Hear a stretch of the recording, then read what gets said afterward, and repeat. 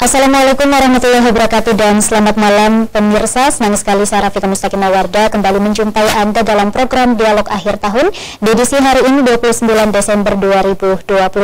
Selebihnya people, diketahui bersama bahwa angka kasus kriminal di Sulawesi Selatan khususnya di Kabupaten Goa, Maros dan Kota Makassar mengalami peningkatan di tahun sebelumnya di tahun 2021, dan ini adalah refleksi bagi kita semua mengapa hal ini bisa terjadi dan langkah antisipasi seperti apa yang harus kita lakukan sehingga di tahun 2023 tidak akan ada lagi peningkatan kasus kriminal di Sulawesi Selatan khususnya. Dan kami akan membahas lebih jauh refleksi hukum dan kriminal 2022, tentu saja menghadirkan pengamat hukum, praktisi hukum dan juga kriminolog. Pertama kami ingin menyapa Profesor Heri Tahir sudah bergabung di sana. Assalamualaikum Prof. Heri. Waalaikumsalam warahmatullahi wabarakatuh. Masih belum jalan Prof. Sehat. Tapi tetap semangat. Tetap semangat, luar biasa. Saya juga ingin menyapa Pak Dr. Syahrir Cakari SHMH selaku praktisi hukum. Assalamualaikum Pak Dr. Waalaikumsalam warahmatullahi wabarakatuh. Selamat malam. Sehat Pak? Alhamdulillah sehat walafiat. Baik, saya juga ingin menyapa narasumber saya yang ketiga, ada Pak Dr. Ruslan Renggong SHMH selaku pengamat hukum. Assalamualaikum Pak Dr. Ruslan. Waalaikumsalam warahmatullahi wabarakatuh. Selamat malam. Selamat malam Pak. Sehat Pak? Sehat alhamdulillah. Baik, kami mengangkat tema Pak refleksi hukum dan kriminal di 2022. Saya pertama ke Prof. Heri Tahir terkait dengan kasus kriminal di tahun 2022 ini meningkat, Prof. Heri. Apa yang menjadi atau apa yang melatar belakangi kenapa hal ini bisa terjadi, Prof? Seharusnya kemudian menurun tapi kok meningkat di tahun 2022? Ya, jadi baik. Terima kasih. Jadi sekir peningkatan suatu kejahatan atau crime, ya memang banyak variabel yang menyebabkan itu. Ya memang kalau kita mau merujuk kepada bahwa tidak ada single faktor yang menyebabkan terjadinya peningkatan itu, tapi banyak multifaktor yang banyak faktor menyebabkan, ya, termasuk misalnya tingkat pengawasan oleh aparat kepolisian, tingkat patroli dan sebagainya. Saya kira itu penting secara konvensional bagaimana patroli ditingkatkan, dan juga faktor-faktor kemungkinan memang terbuka peluang bagi mereka-mereka yang melakukan kejahatannya. Ya, secara klasik bahwa kejahatan itu kan biasanya timbul karena salah satunya ada faktor pengangguran. Ya, itu sangat berkorelasi karena jadi kalau pengangguran itu meningkat itu kan muncul orang-orang tersebut itu kadang tidak punya aktivitas yang teratas sehingga mudah sekali terprovokasi untuk melakukan tindakan kriminal, ya. Jadi saya kira banyak variabel yang menyebabkan itu. Memang sebaiknya kalau kita melihat misalnya bagaimana statistik kriminal dari aparat hukum itu memang menarik seandainya itu bisa kita telah, ya. Misalnya apa kejahatan kriminal itu yang banyak terjadi, kejahatan terhadap badan, kejahatan terhadap harta benda dan sebagainya. Kita tentunya melihat apakah memang terhadap kejahatan badan tentunya dengan kadang juga berbarengan terhadap badan dan terhadap harta benda. Yang menarik seandainya ada suatu statistik yang bisa kita lihat sehingga dapat kita mengambil kesimpulan bahwa yang menyebabkan ini terjadinya suatu peningkatan kriminal adalah dunia. Tapi paling tidak, saya mengatakan bahwa memang tingkat patroli aparat hukum itu penting sekali. Kita sangat butuhkan terhadap daerah-daerah yang memang sudah di map, ya, selalu terjadi suatu tindak kriminal. Saya kira itu penting untuk dilakukan. Oke, baik, saya ke Pak Dr. Syahrir. Pak, bagaimana Anda melihat di Kota Makassar sendiri? Apakah ini adalah sebuah corak dari kota yang berkembang, Pak, atau kota yang metropolitan seperti Makassar? Iya. Makassar sebenarnya menjadi barometer semua elemen pertumbuhan kependudukan kita, pertumbuhan ekonomi dan seterusnya. Makassar untuk Sulawesi Selatan ini adalah barometernya. Jadi untuk melihat perkembangan Sulawesi Selatan itu salah satu daerah yang paling representatif untuk diukur itu adalah Kota Makassar, termasuk dari sisi kriminalitasnya, kira-kira begitu. Saya setuju dengan Prof. Heri tadi bahwa kriminalitas ini pemicunya memang tidak tunggal. Dia banyak. Apalagi kita dalam menghadapi tahun 2022-2021 itu kita masuk dalam fase yang sangat berat, yaitu ada wabah pandemi COVID-19 yang membuat penghasilan banyak orang menjadi terpukul.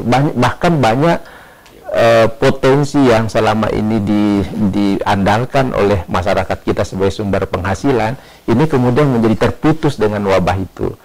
Nah, saya kira pemicu, kalau kita melihat faktor pemicu utama sebenarnya, sekalipun ini tidak tunggal, tapi kalau kita lihat faktualnya, memang yang paling utama, yang paling banyak terjadi itu adalah faktor ekonomi, itu faktor kebutuhan hidup tuh yang menjadi pemicu munculnya kriminalitas itu. Sehingga untuk mengatasi itu sebenarnya dibutuhkan perhatian yang bersumber dari semua elemen, khususnya dari pemerintah, baik pemerintah pusat, pemerintah daerah, dan jajarannya untuk melihat dan mengantisipasi terkait dengan cenderung meningkatnya kejahatan-kejahatan di tengah-tengah masyarakat kita. Dan saya kira selain pihak kepolisian, yang tentu saja kita mengharapkan ada unsur pencegahan dari pihak kepolisian dan tentu saja ada penindakan yang maksimal, ini diperlukan keterlibatan semua unsur. Masyarakat itu adalah ujung tombak sebenarnya yang bisa memelihara keamanan dan ketertiban di wilayahnya masing-masing. Mungkin dalam situasi seperti itu Kamtibmas perlu didekati lagi dengan cara-cara yang selama ini digunakan di masa lalu untuk menertibkan wilayahnya. Kemudian dari perhatian pemerintah terkait dengan kebutuhan hidup dan persoalan-persoalan fundamental masyarakat kita, itu semestinya harus dijawab dengan tindakan konkret. Ada saya kira sebenarnya sudah kita lihat bahwa wabah COVID-19 ini yang memukul sektor ekonomi begitu dahsyatnya juga dibarengi dengan upaya konkret dari pemerintah, baik pemerintah pusat maupun pemerintah daerah, untuk memenuhi kebutuhan yang bersifat fundamental. Tetapi rupanya ini tidak bisa mengurangi itu potensi kejahatannya.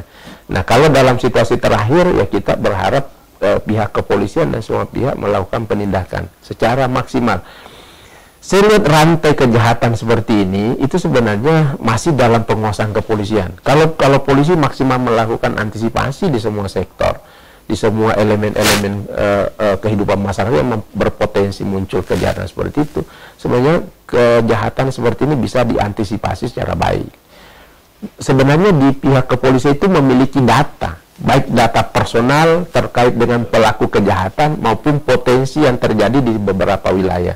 Itu sebenarnya kalau itu dimaksimalkan, ini bisa sebenarnya diantisipasi dengan baik supaya masyarakat mendapatkan haknya, hak untuk memperoleh keamanan dan kenyamanan hidup di tempatnya masing-masing. Oke, baik, itu untuk kriminal. Kita ke Pak Dr. Ruslan.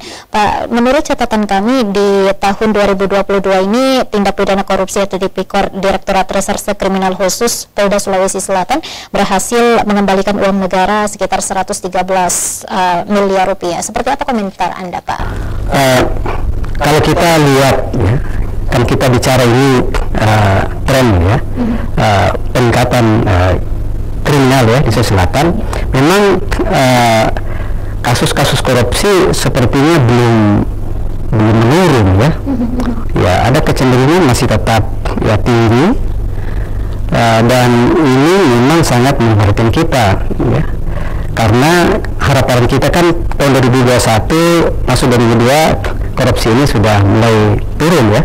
Tapi dari catatan-catatan ya yang kita lihat ya, yang kita baca, kasus korupsi ya cenderung meningkat. Nah, memang yang perlu menjadi catatan di sini adalah kenapa ya kasus korupsi ini seperti itu ya. Bahkan Pak Sahril mungkin bisa melihat juga ada tren kasus korupsi itu banyak sekarang lari ke desa ya, penyalahgunaan dana desa dan seterusnya. Nah, ini yang tentu menjadi keprihatinan kita. Nah, kalau ini bisa ditekan, saya kira itu menjadi harapan yang bagus sekali ya di 2023 ya. Jadi kalau saya lihat ya korupsi masih cukup tinggi di Sulawesi Selatan ya. Nah, tetapi ada juga yang perlu dibenahi ini ya. Ada beberapa kasus korupsi yang tergolong besar yang kita sudah dengar, kita sudah lihat proses penggeledahannya, sudah diumumkan bahwa ada kasus yang sementara disidik, tapi kita belum mendengar siapa yang jadi tersangkanya ya. Saya kira yang seperti ini juga perlu dibenahi. Kalau memang ada bukti ya yang kuat ya segera diproses ya, supaya masyarakat juga tidak bertanya-tanya siapa sih yang jadi tersangka dalam kasus-kasus korupsi yang telah dimediakan seperti itu ya. Baik, saya ke Prof. Heri. Prof. Heri, seperti apa Anda melihat sejauh ini Pak pola penegakan hukumnya sejauh ini?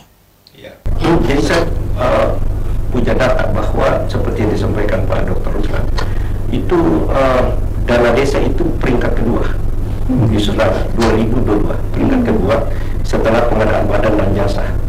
Ya, jadi luar biasa karena ini juga masalah memang di dana desa itu banyak kepala desa kita yang sebenarnya memang siap menerima dana tapi tidak bertanggungjawabkan, bagaimana mengalokasikan itu. Nah ini banyak masalah dan saya kira bukan, sehingga dia menjadi peringkat kedua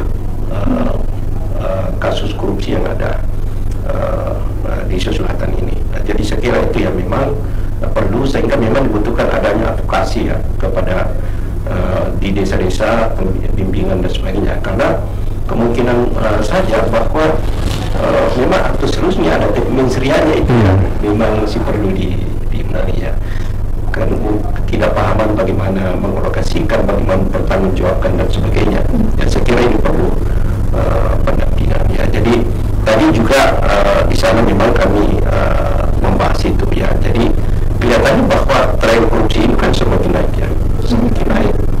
Nah, yang saya khawatirkan adalah bahwa kalau ini kita hampir setiap hari disuguhkan bentuk-bentuk korupsi, dan saya khawatirkan bukan lagi extraordinary, akan menjadi ordinary crime ya, karena kan ada posisi yang mengatakan makin tinggi suatu intensitas suatu kejadian itu makin rendah tingkat keseriusannya ya. Sudah tidak serius karena hampir tiap hari kita disebutkan masalah korupsi, sehingga biasa-biasa saja. Sehingga itu tadi bukan lagi kemungkinan di sebagian ekstra ordinary menjadi ordinary crime, sehingga memang dibutuhkan. Saya katakan bahwa faktor penindakan represif itu bukan cara sesuatu untuk menekan itu. Yang penting kita lakukan adalah bagaimana cara memberikan pemahaman, kalau perlu memberikan bagaimana menginternalisasi nilai-nilai lokal atau lokal wisdom yang ada di kita selatan ya. Saya kira di selatan ini misalnya saya sampaikan salah satu contoh, orang tua kita dulu mengatakan apabila kamu hendak mengambil makanan di salah satu meja jangan sampai pantatmu terangkat ya. Itu sebenarnya suatu kesan bahwa terbiasa mengambil apa yang ada di depanmu ya. Itu sebenarnya suatu kearifan lokal yang harus kita pahami. Dan sehingga saya katakan bahwa Sulawesi Selatan kearifan lokal ini betul-betul kita terapkan dan internalisasikan. Saya kira insya Allah itulah. Yang kedua, bahwa memang yang sangat berbahaya sekarang adalah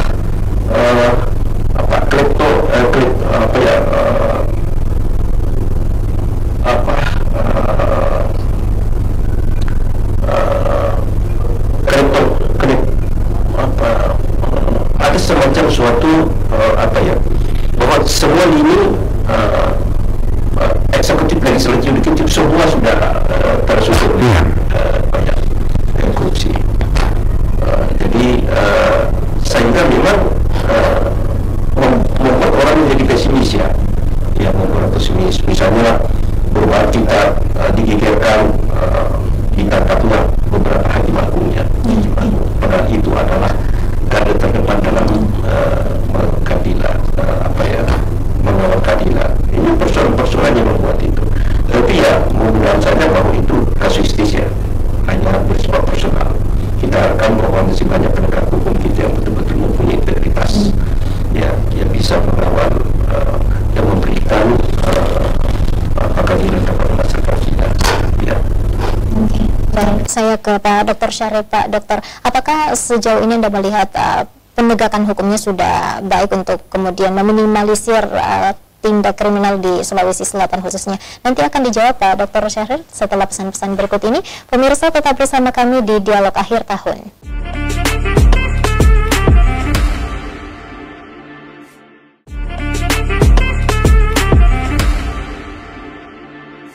Terima kasih pemirsa, Anda masih bersama kami di Dialog Akhir Tahun, Refleksi Hukum dan Kriminal tahun 2022.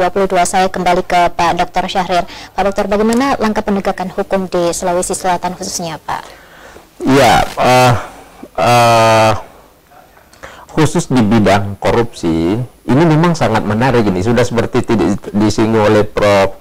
Heri maupun Pak Dr. Ruslan, ini kategori korupsi ini kan dikualifikasi dalam perbuatan extraordinary, dalam perbuatan yang luar biasa. Dan penanganannya pun ini sangat luar biasa. Setidaknya ada 3 lembaga yang berwenang untuk menangani itu. Ada kepolisian memiliki kewenangan yang luar biasa dalam hal penanganan tindak pidana korupsi selain tindak pidana umum. Kemudian ada kejaksaan juga diberi kewenangan untuk melakukan penanganan termasuk penyidikan dan penuntutan misalnya di kasus korupsi ini.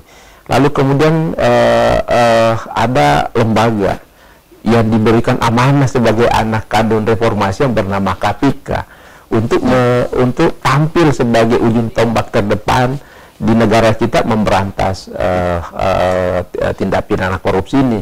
Bahkan KPK ini selain kewenangan penanganan tindak pidana korupsi di internal KPK juga diberikan hak dan kewenangan melakukan supervisi, bahkan mengambil alih penanganan tindak pidana korupsi yang dianggap tidak tuntas di daerah yang ditangani oleh pihak kepolisian maupun kejaksaan.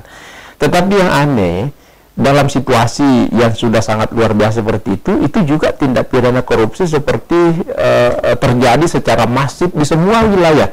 Bahkan seperti yang disinggung oleh Pak Dr. Ruslan tadi, ini banyak sampai pada tingkat level desa. Desa seperti sekarang ini kan kita sudah tahu secara umum bahwa desa ini mengelola APBN.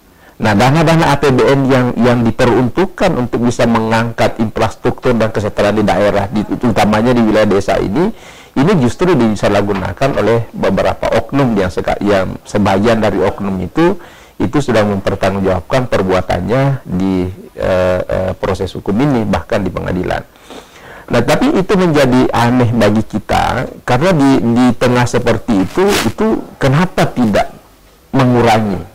Lembaganya sudah ada dan bahkan secara sistemik masif dibuat seperti itu, undang-undangnya juga tidak kalah sangarnya, bahkan bisa dihukum mati, tetapi perbuatannya di mana-mana.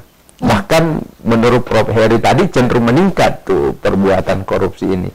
Lalu karena itu saya kira harus ada perubahan pola pikir kita, harus ada itikat baik dari semua elemen bangsa ini untuk menghindari diri, untuk mencoba mendidik diri dan keluarga dan semua kita ini untuk tidak melakukan pidana korupsi itu. Kita harus mendapat kalau perlu kita mereduksi nilai-nilai lokal kita. Seperti tadi guru besar kita sampaikan ini, ada nilai kearifan lokal misalnya di kejujuran, jangan mengambil yang bukan hakmu. Betul. Jangan melampaui kewenangan. Pidana korupsi ini seperti itu tadi, menyalahgunakan kewenangan, melampaui kewenangan, dan seterusnya dan seterusnya. Semuanya, yang paling ironis ini, korupsi ini berkorelasi langsung dengan kesejahteraan masyarakat. Kapan pidana korupsi atau pemerintah dalam hal melakukan tugasnya itu penuh dengan integritas, penuh dengan moral dan etika, maka di daerah itu pasti sejahtera, daerah itu pasti maju. Tapi di daerah yang korup, itu pasti daerahnya akan terbelakang. Pasti seperti itu, karena dia mengedepankan membangun diri keluarga dan kroninya, bukan mengedepankan pembangunan masyarakat untuk mencapai dan mengantar kesejahteraan di daerah itu. Nah, misalnya kita mendapat contoh secara terbuka di depan mata kita, Pak Gubernur kita yang kita hormati, Pak Profesor Nurdin Abdullah misalnya, yang kita sangat sayangkan terkena OTT misalnya seperti itu, lalu diambil. Kita sebenarnya berharap ada efek jerah dari tindakan keras maksimal yang dilakukan oleh aparat penegak hukum kita di bidang pidana korupsi ini. Tetapi yang menyedihkan, memprihatinkan, justru bukan efek jerah yang muncul, tetapi justru semakin maraknya korupsi ini terjadi baik di level atas maupun sampai pada level bawah.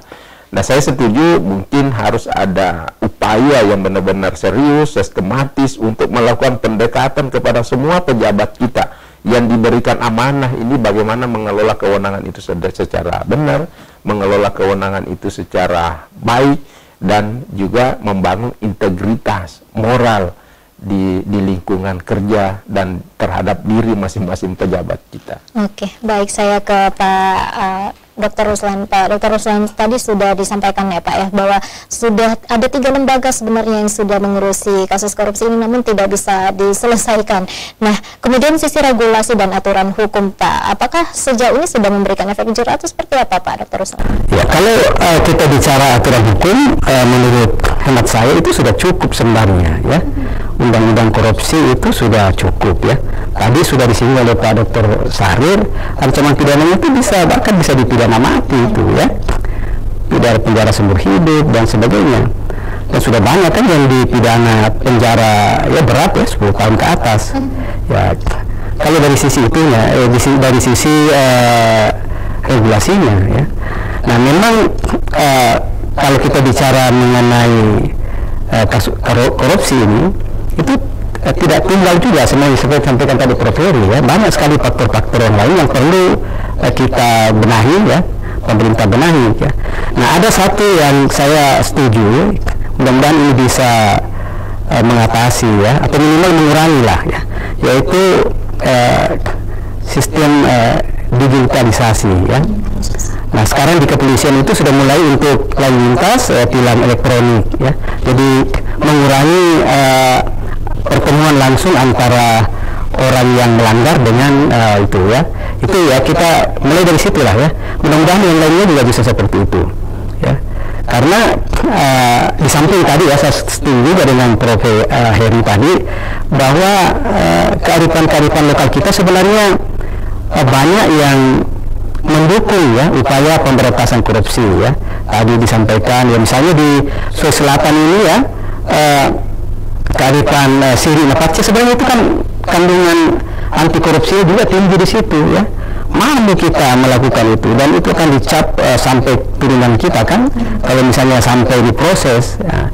Cuma memang gejala-gejala yang disampaikan tadi Pak Prof. itu ya, jangan sampai korupsi ini dianggap hal yang biasa saja ya, tidak menjadi suatu tindak pidana yang memalukan dan sebagainya ya. Padahal sebenarnya kalau kita dalami betul ya, korupsi ini saya kan berkaitan dengan integritas ya, harga diri dan sebagainya. Nah, oleh karena itu memang salah satu yang tadi saya sampaikan tadi, mungkin sistem-sistem yang perlu diperbaiki ya, ada sistem edukasi, pengawasan ya. Jangan pengawasan itu kemudian misalnya kan di birokrat ya, di pemerintahan ya, ada inspektorat ya. Jadi inspektorat ini juga betul-betul harus, jangan karena sesama aparat ya, kemudian ya membuat laporan yang tidak benar ya. Yang harus betul-betul membuat laporan yang bisa ya mencegah terulangnya tindak pidana korupsi seperti itu ya. Di samping ya tentu hukuman bagi pelaku tindak pidana korupsi kan kalau kita lihat ya 2 tahun lah, 3 tahun ya. Padahal ancaman pidana itu kan cukup berat ya. Ya berikanlah ancaman pidana, hukuman yang membuat efek jerah seperti itu ya. Oke, baik, saya ke Prof. Heri. Apakah semua tindakan yang melanggar hukum Prof. Heri adalah muaranya penjara, ataukah ada mungkin tindakan-tindakan lain yang membuat efek jerah bagi para pelaku ini, baik itu korupsi, tindak kriminalitas di jalan, atau seperti apa Prof. Heri? Sebenarnya tahun 2000 itu sudah pernah diwacanakan ada namanya release and discharge ya. Jadi orang-orang koruptor itu yang penting dia mengembalikan uang korupsinya itu ya sudah dia dibebaskan ya. Karena esensi dari korupsi itu kan memberikan uang negara ya, bagaimana uang negara itu pernah, meskipun itu menimbulkan kontroversi release and discharge itu ya, karena akhirnya tidak akan memberikan efek jerah ya. Kemungkinan substansi perugian negara ada iya, tetapi tidak memberikan suatu efek jerah kepada Ya, jadi sebenarnya memang yang paling harus diwaspadai sekarang itu apa yang kita kenal dengan state capture corruption. Itu adalah di mana ada seseorang atau sekelompok orang berusaha untuk mempengaruhi pihak penguasa untuk membuat suatu kebijakan atau peraturan yang menentukan dirinya dan memberikan imbalan yang ilegal kepada pemerintah itu. Ini yang sangat berbahaya karena itu merupakan suatu balas budi, sebagai balas budi ya, dengan bagaimana membuat peraturan-peraturan yang menentukan seseorang kelompok ya, yang kita kenal dengan state capture corruption. Nah, itu yang memang harus kita waspadai. Karena ini juga memang berkaitan dengan sistem politik ya, sistem politik. Ya, jadi itu bagaimana aliansi kleptokrat ya, itu seorang bersifat permisif terhadap orang-orang tertentu yang memang merasa berhutang budi, ya, berhutang budi kepadanya. Nah, ini saya kira persoalan-persoalan yang memang harus disikapi dengan baik. Ya, jadi pada intinya bahwa kalau di Jepang kita mengenal reintegrative shaming, mengembalikan rasa malu. Ya, di Jepang itu memang ada reintegrasi bagaimana yang memberikan rasa malu. Di sini kita juga seperti Dr. Sono mengatakan bahwa kita ada juga di Budiasi di sini, tetapi itu hanya seorang menjadi simbol saja dan tidak bisa dimakan. Padahal kalau malu untuk tidak melakukan korupsi dan melakukan kejahatan itu yang sebenarnya menjadi kejahatan ideal dari siri itu sendiri. Siri itu jangan selama ini dimaknai harus berdarah-darah, malu dan sebagainya. Padahal semuanya malu tidak melakukan korupsi, malu untuk tidak melakukan tindak kejahatan. Sebenarnya itu yang kita harapkan. Bagaimana betul-betul kita merevitalisasi nilai-nilai yang ada dalam masyarakat kita. Ya, kalau kita sebenarnya banyak yang mempunyai makna seperti itu. Ya, bagaimana menghindar tindak kejahatan dan sebagainya. Ya.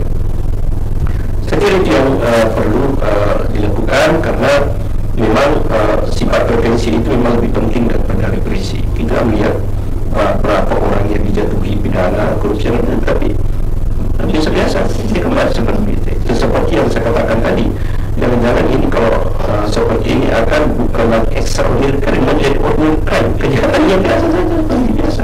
Ya, apalagi kalau kita disuguhkan hampir tiap hari berita itu lagi, sehingga kita tidak anggap serius, biasa-biasa saja. Ya, nah itulah saya kira yang memang perlu disikapi, terutama mana kita berangkat dari sebidang keluarga sendiri.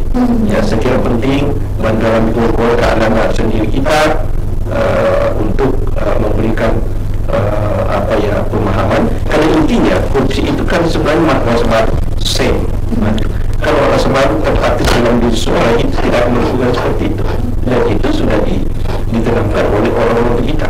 Ya, bagaimana menanamkan rasa malu untuk tidak berbuat hal-hal yang bertentangan dengan norma-norma yang ada dalam masyarakat. Baik, terima kasih Pak dari saya ke Pak Dr. Syahrir. Jika melihat produk hukum kita Pak, apakah sudah mengarah pada perbaikan tatanan sosial kita dan mencegah segala kemungkinan tindak pidana Pak Dr. Syahrir? Ya, dari sisi norma ini kita bisa sepakat bahwa tidak ada yang kurang sebenarnya. Baik dari sisi pengaturan bisa menjangkau semua bentuk dan potensi yang cenderung atau yang bisa dilakukan oleh dalam hal penggunaan kewenangan itu semua sudah bisa sebenarnya di cover, baik dalam hal penyalahgunaan kewenangan termasuk misalnya pihak swasta misalnya yang melakukan atau bagian dari perbuatan itu dan seterusnya. Kemudian dari sisi ancaman pidananya, undang-undang kita itu juga sampai mengenal hukuman mati, hukuman seumur hidup. Tetapi oleh penegak hukum kita ini belum pernah dilakukan hal-hal seperti itu. Bahkan hukuman minimal masih biasa atau sering didengar dijatuhkan oleh pihak pengadilan. Tetapi dari sisi penanganan tindak pidana korupsi ini kita berharap bahwa semua instansi penegak hukum yang diberi kewenangan dalam hal tindak pidana ini jangan tebang pilih.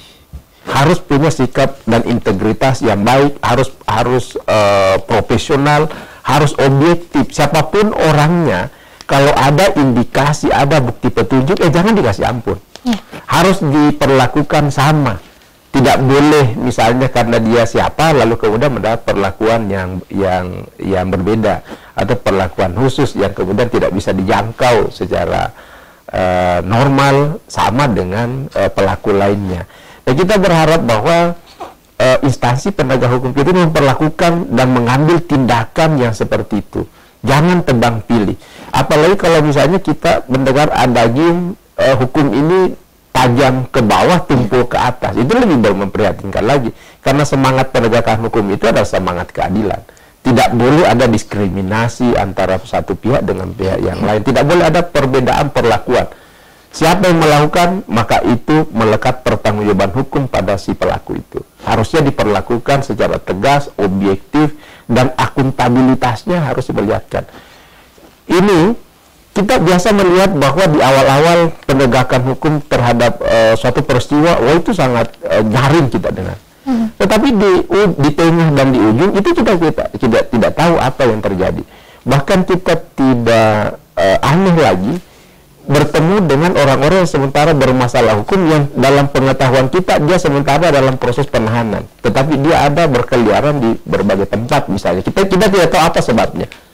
Nah, ini yang membuat proses penegakan hukum ini tidak menimbulkan efek jerah, bahkan menjadi mainan, bahkan menjadi masalah-masalah yang bisa dikomunikasikan dan saling menguntungkan semua pihak. Nah, ini kita berharap bahwa ke depan pemicu atau penanganan persoalan-persoalan yang menjadi kualifikasi pidana luar biasa ini jangan seperti itu lagi. Harus ada tindakan maksimal yang diharapkan bisa memberikan efek jerah kepada semua pihak. Saya kira seperti itu. Betul. Saya ke Pak Dr. Ruslan. Pak, apa yang perlu dibenahi dalam tatanan sosial dan hukum kita di tanah air? Nanti akan dijawab Pak Dr. Ruslan setelah pesan-pesan berikut ini. Pemirsa tetap bersama kami di Dialog Akhir Tahun.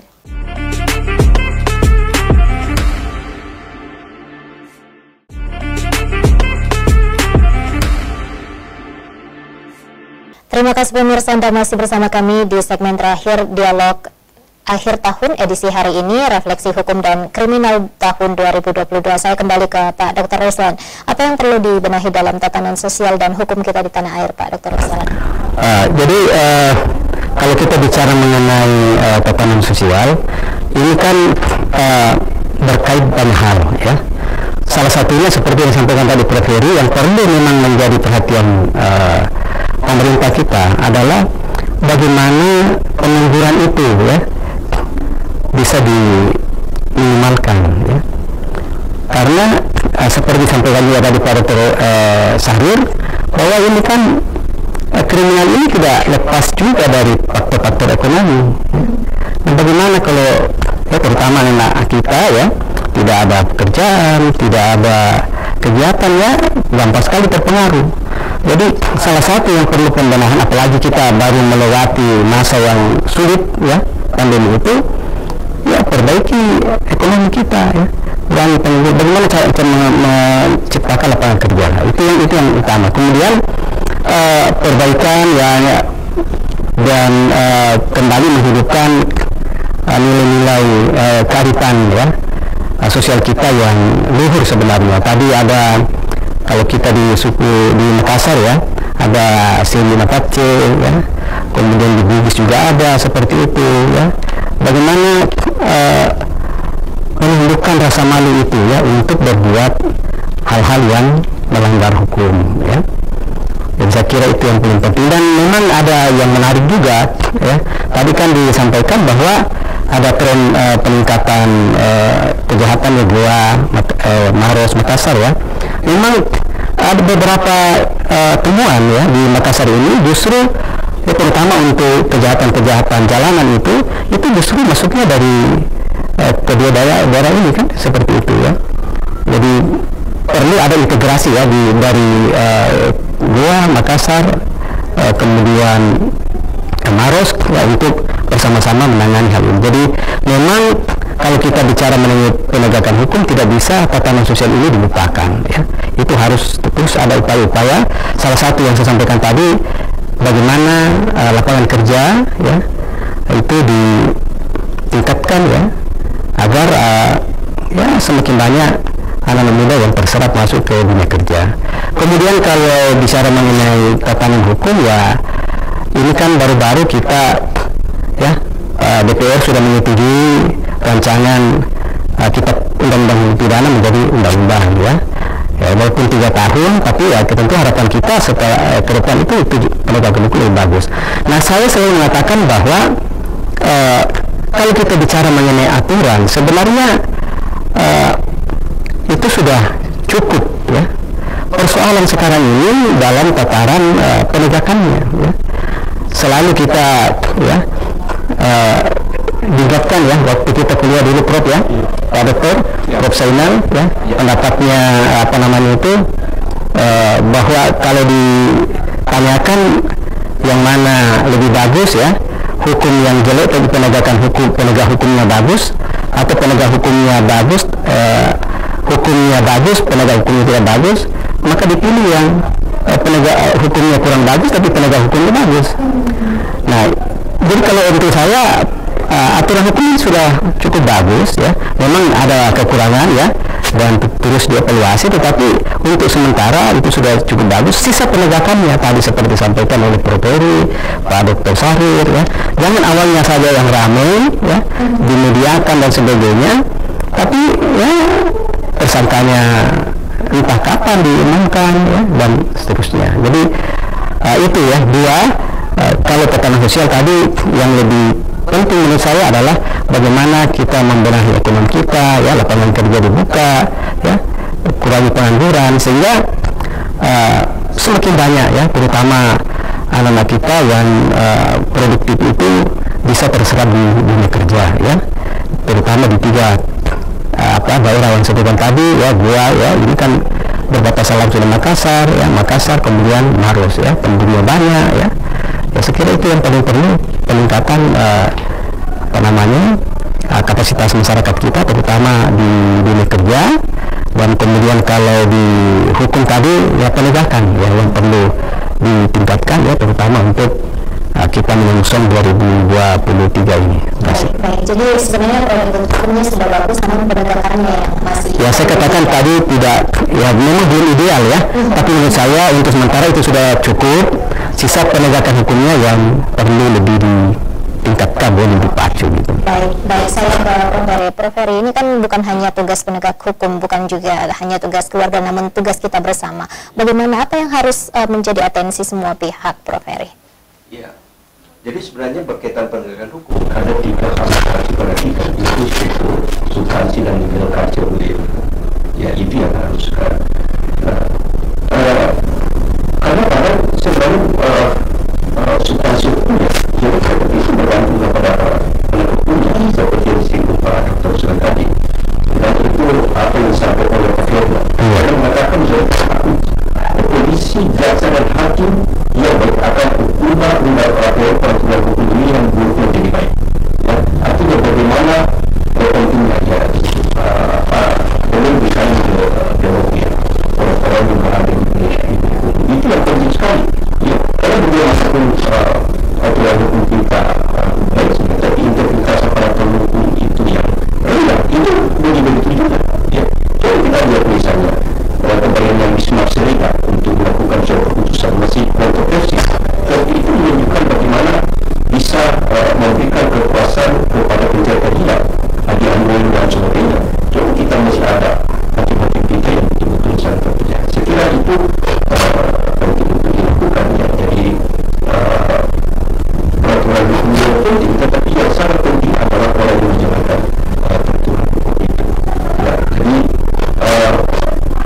saya juga saya beri contoh misalnya dalam Kalimantan kita sangat mengenal bagaimana kemudian seorang hakim yang ada di Sigap milik Mawon dengan yang ada di Wado Kuala Batu ya. Milik Mawon itu berani menjatuhkan hukuman kepada anaknya karena mencuri. Ketika ditanya mengapa hukuman anak dan sampai harus tidak, dia katakan bahwa hukum itu tidak beranak dan tidak berjujur ya, artinya bagaimana konsistensi dan penegakan hukum.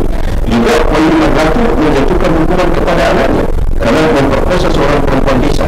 Jadi ini betul-betul Seperti disampaikan Pak Sari tadi, politik gubernur itu seperti kata bukan hanya sebagai suatu sembuh, tapi itu konsistensi dalam gerakan itu. Dan saya kira itu penting. Jadi semua pelaku perkara tindak pidana kriminal, terutama kepada tindak pidana korupsi, karena kalau tindak pidana korupsi juga tidak diatensi secara khusus, itu nanti akan berubah seperti sampaikan tadi sendiri menjadi koordinat lainnya. Orang sudah ada di setelah itu keluar lagi. Tidak ada bedanya dengan tindak pidana biasa. Ya, apa yang menjadi ordinary, extraordinary, tidak ada lagi. Jadi saya kira itu yang perlu diperhatikan sehingga betul-betul masyarakat menaruh harapan kepada aparat penegak hukum. Meskipun saya katakan tadi bahwa sanksi itu bukan sesuatunya untuk membuat orang jerak banyak yang menyebabkan sanksi sosial, sanksi hukum, sanksi sosial dan sebagainya. Saya kira banyak sanksi agama dan sebagainya. Itu yang menjadi variabel yang menentukan bahwa bagaimana bisa menggunakan seseorang itu tidak melakukan kejahatan. Terima kasih Pak Dr. Syahrir, bagaimana dengan restoratif justice Polri dalam penyelesaian sebuah perkara, apakah berdampak positif, Pak? Ya, kita mengapresiasi adanya upaya restorasi yang dilakukan oleh baik di pihak kepolisian maupun di pihak kejaksaan sebenarnya dalam hal menyelesaikan suatu tindak pidana. Tetapi tindak pidana yang bisa diselesaikan secara restoratif itu adalah hanya tindak pidana tertentu saja. Tidak semua tindak pidana ini bisa diselesaikan dengan mekanisme restoratif justice tadi. Hanya pidana-pidana ringan saja, hanya delik aduan atau pencurian-pencurian misalnya yang sifatnya tidak mengandung kekerasan lalu kemudian mendapat tindakan pemaaf dari korbannya dan seterusnya. Nah, tetapi ini dalam satu segmen kejahatan sebenarnya bisa menjawab bahwa tidak semua pelaku kejahatan itu harus diproses secara tuntas lalu kemudian masuk pengadilan dan seterusnya masuk pada lembaga pemasyarakatan. Ada pembinaan-pembinaan yang dilakukan oleh institusi hukum kita supaya yang bersangkutan diberikan kesempatan kedua untuk menjadi manusia yang baik, manusia yang bisa hidup normal di tengah-tengah masyarakat, lalu kemudian tidak melakukan kejahatan atau tidak mengulangi perbuatan kejahatan yang sama di waktu yang akan datang. Tentu pola dan mekanisme restoratif justice ini dari hari ke hari kita berharap ini bisa dikembangkan. Ada pihak kejaksaan dan kepolisian misalnya melibatkan institusi perguruan tinggi misalnya untuk mendesain bagaimana format, bagaimana bentuk, bagaimana mekanisme penyelesaian suatu perkara yang bisa dimasukkan dalam restoratif justice tadi. Tetapi yang aneh dalam hal restoratif justice ini ada, saya kira ini terjadi di Sulawesi Selatan, tapi ini saya tidak perlu menyebutkan daerahnya. Ini ada pencurian yang cenderung dilakukan secara kekerasan tetapi diselesaikan secara restoratif. Nah ini saya kira harus mendapat kajian yang mendalam supaya mekanisme penyelesaian restoratif justice ini tidak menjadi celah dalam penegakan hukum kita ke depannya bagi para pelaku kejahatan untuk lepas dari pertanggungjawaban hukum secara maksimal terhadap perbuatan yang dilakukan. Saya kira kita semua mensupport, baik dari kita di kalangan advokat, ini memberikan support yang positif kepada kepolisian maupun kejaksaan dalam hal mengambil kewenangan restoratif tadi ini, menyelesaikan persoalan-persoalan, tetapi penyelesaiannya kita berharap tidak sampai pada titik itu, tetapi ada pemantauan, ada pembinaan yang dilakukan oleh instansi hukum kita ini yang mengambil penyelesaian melalui restoratif ini, bahwa yang bersangkutan benar-benar sudah mengubah perilakunya, yang bersangkutan sudah menjadi manusia yang baik di tengah-tengah masyarakat tempatnya dia berada. Jangan dilepas begitu saja. Jadi kalau di masa lalu itu atau di dalam hukum konvensional kita sebenarnya ini dikenal ada hukum percobaan, ada vonis percobaan terhadap pelaku kejahatan. Nah sebenarnya itu yang ditarik lagi dalam sistem keilmuan dalam bidang hukum ini disebut dengan restoratif justice. Tapi dalam mekanisme penjatuhan sanksi percobaan ini ada aturan-aturannya. Sepanjang yang bersangkutan tidak mengulangi perbuatannya dalam waktu ditentukan, maka dia lepas dari pertanggungjawaban hukum. Tetapi jika dia mengulangi dalam waktu yang ditentukan dalam putusan hakim yang memberikan sanksi percobaan itu, maka dia harus menjalani hukuman pokok yang dijatuhkan dalam perkara yang dialami. Dan saya kira itu harus ada mekanisme yang berkelanjutan yang kemudian menjadi sistem penyelesaian perkara di kepolisian maupun di kejaksaan yang mengambil cara restoratif justice itu. Oke, baik, terima kasih Pak Dr. Syahrir. Saya ke Pak Dr. Ruslan. Pak, adakah formula khusus untuk menekan tindak kriminal di Sulawesi Selatan ini? Selain mungkin yang disampaikan oleh Prof. Heri tadi bahwa dengan menjunjung nilai-nilai kearifan lokal, Pak. Kalau kita bicara mengenai model untuk menekan ya saya kira tadi sudah disampaikan semua ya, ada kearifan lokal, kemudian perbaikan sistem ya, pengawasan. Kalau itu misalnya korupsi ya pengawasan yang bagus ya, terutama misalnya dari inspektorat ya, kalau itu berkaitan dengan pemerintah daerah, kemudian penegakan hukumnya ya yang tidak pandang bulu ya, tetapi tetap dalam bingkai humanis ya, kemanusiaan. Dan boleh juga dari penegakan hukum kemudian melanggar hak asasi manusia, kan tidak boleh seperti itu ya. Jadi itu tadi perbaiki hidupkan kembali nilai-nilai kearifan lokal ya. Kalau di Makassar kita kenal ada Siri 4C misalnya ya, memperkuat ya rasa malu untuk melakukan perbuatan melawan hukum, apalagi mengambil uang negara ya. Kemudian seperti yang saya sampaikan tadi, perbaiki taraf hidup ekonomi masyarakat ya, sedapat sebanyak mungkin lapangan kerja dibuka, kemudian perangkat-perangkat hukum yang lebih bagus ya, artinya lebih dapat diterapkan lah ya, seperti itu ya.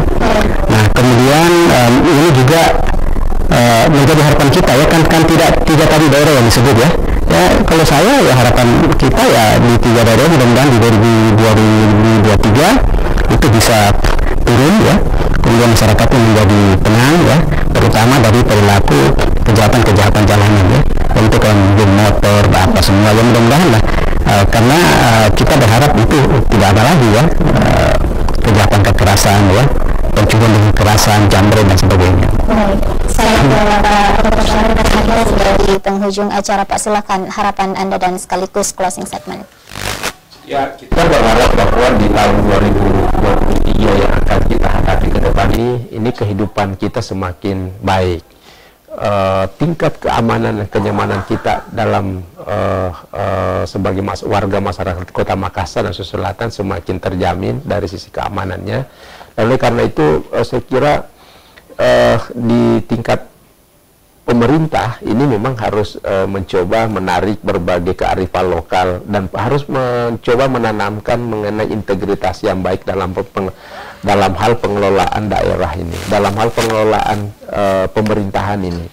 Kemudian aparat hukum kita berharap bahwa semakin ke depan semakin diperbaiki. Cara penanganannya tidak boleh lagi ada tebang pilih, tidak boleh ada diskriminasi dalam hal dalam hal memperlakukan para pelanggar hukum di semua segmen. Apakah dia pidana umum, tindak pidana korupsi, narkoba dan seterusnya. Jangan ada perlakuan khusus, supaya kita berharap bahwa dengan penanganan yang maksimal ini ada efek jerah yang muncul supaya masyarakat kita tidak mengulangi, tidak mencontoh, dan tidak mencoba untuk masuk dalam perilaku yang menyimpang seperti itu. Oke, baik, saya ke Prof. Heri. Silakan Prof, harapan dan closing statement Anda.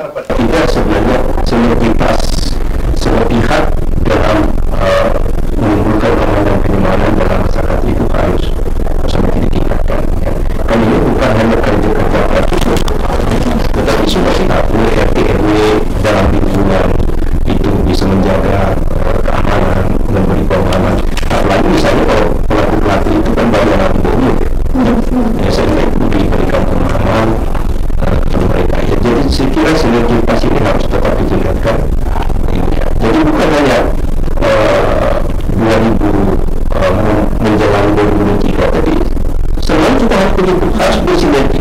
Bukan hanya sifatnya hanya ketika memasuki ini harus soliditas itu harus tingkatkan seluruhnya. Dan itu kita harus ada solusi permanen, ya bukan hanya solusi parsial, ya betul harus ada solusi permanen untuk mengatasi keamanan di Kota Makassar yang kita cintai ini. Ya. Sekian itu. Baik, terima kasih Kapolri, terima kasih Pak Dr. Syahrir, terima kasih Pak Dr. Ruslan sudah bergabung bersama kami di Dialog Akhir Tahun edisi hari ini. Tentu itu harapan kita bersama, pemirsa, semoga angka kasus kriminal di Sulawesi Selatan diminimalisir di tahun 2023 dan seterusnya. Dan tentu saja kita harus menjunjung nilai-nilai kearifan lokal. Saya Rafika Mustaqim Mawarda pamit. Wassalamualaikum warahmatullahi wabarakatuh.